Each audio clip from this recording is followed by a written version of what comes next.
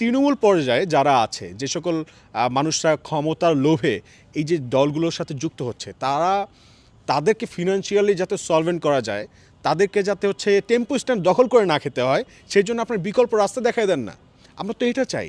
আমরা চাই ছাত্রদলের কোনো ছেলে যাতে চাঁদাবাজি করে না লাগে। আর ছাত্রদলের যারা হচ্ছে সিনিয়র নেতৃবৃন্দ আছে, তারা আপনার প্রত্যেকটা ছাত্রকে আপনারা ফ্রিল্যান্সিং ট্রেনিং করান, কোর্স করান, আপনার আউটসোর্সিংয়ের কোর্স করান, আপনারা হচ্ছে কি তাদেরকে ইভেন্ট ম্যানেজমেন্টের কোর্স করান, বিভিন্ন কোম্পানিগুলোর সঙ্গে ইন্টার্নশিপ করার ব্যবস্থা করে দেন, বিভিন্ন কোম্পানিতে কাজের সুযোগ করে দেন, ঠিক আছে, যাতে করে এই ছাত্ররা, ঠিক আছে, তারা তাদের প্রবলেমগুলো, ফিনান্সিয়াল ডিমান্ডগুলো পুরো ফুলফিল করার মাধ্যমে তারা মানুষের জন্য বলতে পারে, মানুষের ডিমান্ড নিয়েও আলাপ তুলতে পারে, আওয়াজ তুলতে পারে, ভয়েস রেজ করতে পারে, তারা যাতে রাজনীতিতে অ্যাক্টিভ হতে পারে।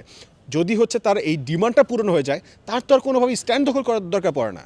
স্ট্যান্ড কেন সে দখল করবে? তার নিজের ডিমান্ড পূরণ করার জন্য, তার ছেলে মেয়ে পালার জন্য। এই তো একসাথে রাজনীতি করতে গেলে চায়ের বিলটা অন্তত দিতে হবে। এখন সে এতগুলো মানুষের চায়ের বিল সে কোথা থেকে দিবে?